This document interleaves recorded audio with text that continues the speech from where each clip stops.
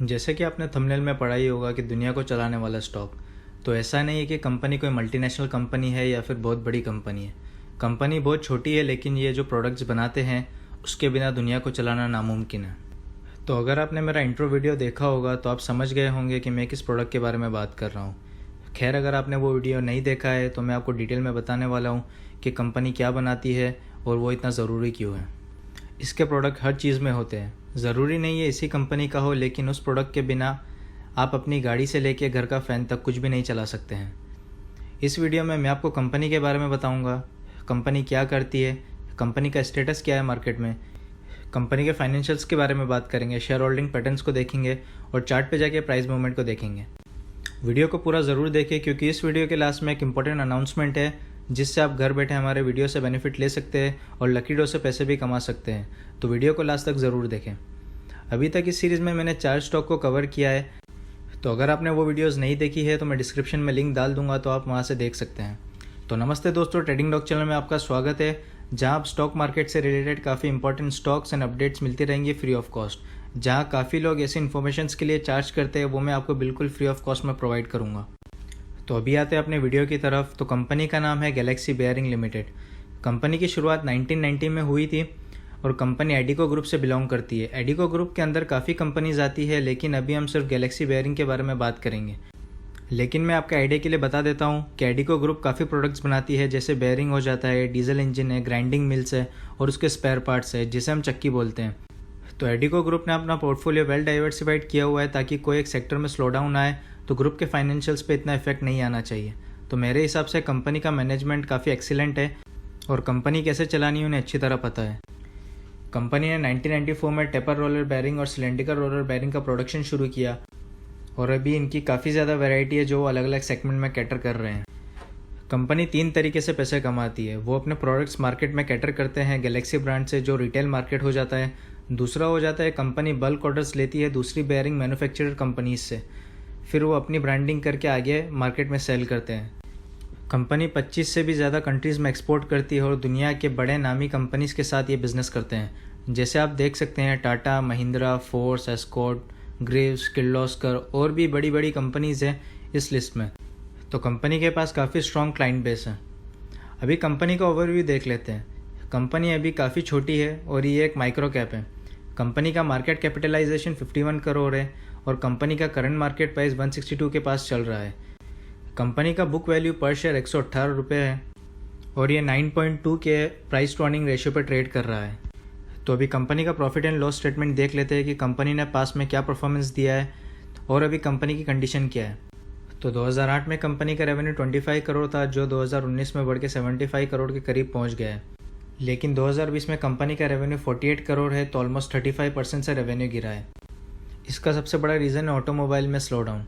पिछले 2 साल से ऑटो सेक्टर में स्लो डाउन चल रहा है, लेकिन पिछले 1 साल से ऑटो सेक्टर का और भी बुरा हाल हो गया है, क्योंकि सब B6 गाड़ियों का वेट कर रहे थे जो ऑलमोस्ट 2020 में आने वाली थी। लेकिन अभी कोरोना के चलते कंडीशन और भी ख़राब होती हुई नज़र आ रही है। कोरोना के चलते लोगों की जॉब चली गई और एक सर्वे के हिसाब से 75% लोग सिर्फ ज़रूरत की चीज़ों पे ही खर्चा करेंगे। तो गाड़ियों की सेल नियर टर्म में काफ़ी कम रहने वाली है, जिससे कंपनी को काफ़ी झटका लगेगा। लेकिन जैसे जैसे कंडीशन ठीक होगी और इकोनॉमी रिवाइव होगी तो लोग गाड़ियाँ खरीदना शुरू करेंगे और कंपनी का परफॉर्मेंस भी बेटर होता जाएगा। तो अगर नियर टर्म में ये स्टॉक काफ़ी गिर जाता है तो आप लॉन्ग टर्म के लिए इन्वेस्ट कर सकते हैं। कंपनी का नेट प्रॉफिट 2008 में 23 लाख था, जो 2019 में बढ़ के 6.5 करोड़ के पार पहुंच गया है और फिर 2020 में नेट प्रॉफिट काफ़ी गिर गया है, जिसका रीज़न मैंने आपको पहले ही बता दिया है। यह कंपनी आपको डिविडेंड पे नहीं करती है और इसी चीज़ को काफ़ी लोग नेगेटिव वे में ले लेते हैं। ज़रूरी नहीं है जो कंपनी डिविडेंड पे करती है वो अच्छी होगी। काफ़ी कंपनी सिर्फ इन्वेस्टर्स को अट्रैक्ट करने के लिए डिविडेंड देते हैं। कंपनी काफ़ी छोटी है, इसलिए वो जो भी पैसा कमाते हैं वो अपने बिजनेस में री इन्वेस्ट करते हैं, जिससे कंपनी तेज़ी से ग्रो करे और कंपनी ग्रो होगी तो शेयर प्राइस भी उसे फॉलो करता है। दुनिया के सबसे बड़े इन्वेस्टर मिस्टर वॉरेन बफेट जिस कंपनी को ओन करते हैं उसका नाम है बर्कशायर हैथवे, और इस कंपनी ने कभी भी अपने इन्वेस्टर्स को डिविडेंड नहीं दिया है। तो आज उनके एक शेयर की प्राइस $2,88,200 है, जिसे हम इंडियन रुपीज़ में कन्वर्ट करें तो 2,16,00,000 और 15,000 रुपये बनते हैं। तो ज़रूरी नहीं है डिविडेंड पे करने वाली कंपनीज बहुत अच्छी है। आपका फोकस कंपनी के मैनेजमेंट और उसके बिजनेस मॉडल पे होना चाहिए।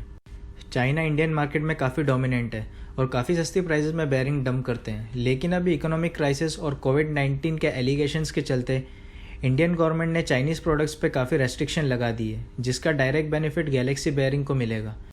तो काफ़ी कंट्रीज़ ने अनाउंसमेंट किया है कि वो चाइना से अपनी डिपेंडेंसी कम करेंगे और सभी कंपनीज़ के सामने इंडिया एक बेटर ऑप्शन है और रिलायबल ऑप्शन है।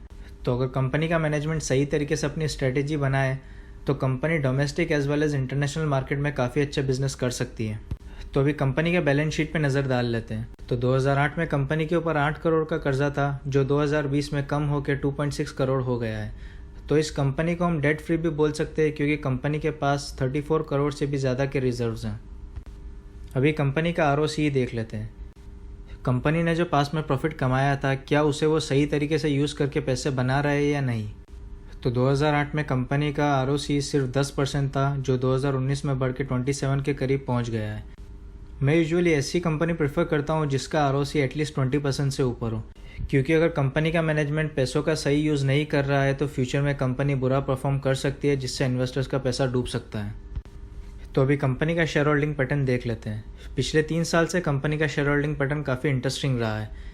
हर एक क्वार्टर में कंपनी के प्रमोटर्स ने अपना स्टेक धीरे धीरे इंक्रीज़ किया है, जैसे आप देख सकते हैं। सितंबर 2017 में प्रमोटर्स के पास कंपनी का 41.04% स्टेक था, जो जून 2020 में 47.15% हो गया है। ये इन्वेस्टर्स के लिए एक काफ़ी इंपॉर्टेंट पॉइंट है। प्रमोटर्स कंपनी में 2 रीज़न से स्टेक इंक्रीज़ करते हैं। पहला हो जाता है कंपनी काफ़ी सस्ते प्राइस पे अवेलेबल होती है, तब प्रमोटर्स अपना स्टेक बढ़ाते हैं, या फिर प्रमोटर्स को कंपनी में ज़्यादा फ्यूचर वैल्यू नज़र आती है, तब वो अपना स्टेक इंक्रीज़ करते हैं। मेरे हिसाब से इस कंपनी में वैल्यू भी है और ये सस्ते प्राइस पे भी अवेलेबल है। तो अभी चार्ट पे चलते हैं और कंपनी का पास्ट परफॉर्मेंस देख लेते हैं कि कंपनी ने इन्वेस्टर्स को कितना पैसा कमा के दिया है। कंपनी की लिस्टिंग 2015 में हुई थी और तब स्टॉक की प्राइस 3 से 4 रुपये के पास ट्रेड कर रही थी, और इसने अपना ऑल टाइम हाई अप्रैल 2019 में बनाया था, जो 227 रुपीज़ था। 4 साल में कंपनी ने इन्वेस्टर्स का पैसा 60 टाइम्स से भी ज़्यादा कर दिया है। अगर आपने 2015 में इस कंपनी में 1 लाख इन्वेस्ट किया होता तो 2019 में उसकी वैल्यू 60 लाख से भी ज़्यादा हो चुकी होती। कंपनी पास में मल्टीबैगर स्टॉक रह चुका है और फ्यूचर में भी मल्टीबैगर रिटर्न्स देने की ताकत रखता है। कंपनी काफ़ी छोटी है, इसलिए स्टॉक प्राइस में काफ़ी ज़्यादा फ्लक्चुएशंस होती रहती है और लिक्विडिटी का इशू भी है, क्योंकि यह स्टॉक पॉपुलर नहीं है और लोग इस स्टॉक में ज़्यादा ट्रेडिंग नहीं करते हैं। जब कोई बड़ा इन्वेस्टर इस स्टॉक में एंट्री लेगा या फिर टीवी चैनल्स पे स्टॉक पॉपुलर होने लगेगा तो स्टॉक में लिक्विडिटी का इशू ख़त्म हो जाएगा। तो अगर आपको इस स्टॉक में इन्वेस्ट करना है तो लॉन्ग टर्म के लिए करें और उतना अमाउंट इन्वेस्ट करें जो आपके पास एक्सेस पड़ा हुआ है। भूल से भी आप अपना इमरजेंसी फंड इस स्टॉक में इन्वेस्ट ना करें, क्योंकि अगर आपको अर्जेंट पैसों की ज़रूरत पड़ेगी तब शायद इस स्टॉक में कोई बायर ना हो। तो अभी देख लेते हैं स्टॉक के नियर बाइंग जोन। तो मैंने पहले से ही बाइंग जोन ड्रॉ करके रखे हैं ताकि वीडियो ज़्यादा लंबा ना हो। अभी स्टॉक 162 पे ट्रेड कर रहा है और ये अपने पहले डिमांड जोन की तरफ जा रहा है, जो 150 से 154 के बीच है।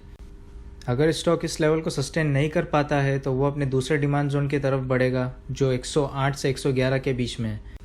तो अगर आपको स्टॉक में एंट्री लेनी है तो आप इन 2 जोन पे एंट्री ले सकते हैं। आने वाले क्वार्टर और भी ख़राब हो सकते हैं, तो स्टॉक यहाँ से और ज़्यादा गिर सकता है। तो जैसे कि मैंने वीडियो की शुरुआत में बताया था कि एक इम्पोर्टेंट अनाउंसमेंट है जिससे आप घर बैठे पैसे कमा सकते हैं। तो आपको इसके लिए कुछ स्टेप्स फॉलो करने पड़ेंगे। आपको हमारा यूट्यूब चैनल सब्सक्राइब करना है और मैं एवरी वीक एक इंट्रो वीडियो डालूंगा, तो आपको गेस करना होगा कि नेक्स्ट वीडियो किस कंपनी के ऊपर होगा।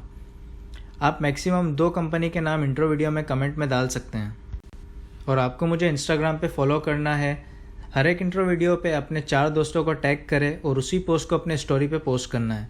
लकी विनर 15 अगस्त को अनाउंस होगा और विनिंग प्राइस है 5000 रुपीज़, जो आप में से कोई भी जीत सकता है। तो जल्दी से हमारा चैनल सब्सक्राइब करें और हमारी सभी वीडियोस का बेसब्री से इंतज़ार करें। Best of luck. तो आज की वीडियो में इतना ही। अगर आपको मेरी ये वीडियो पसंद आई हो तो लाइक के बटन पर क्लिक करके मुझे और वीडियोस बनाने के लिए मोटिवेट करें और अपने विनिंग चांसेस इंक्रीज़ करें। मिलते हैं अगली वीडियो में, तब तक स्टे होम स्टे सेफ।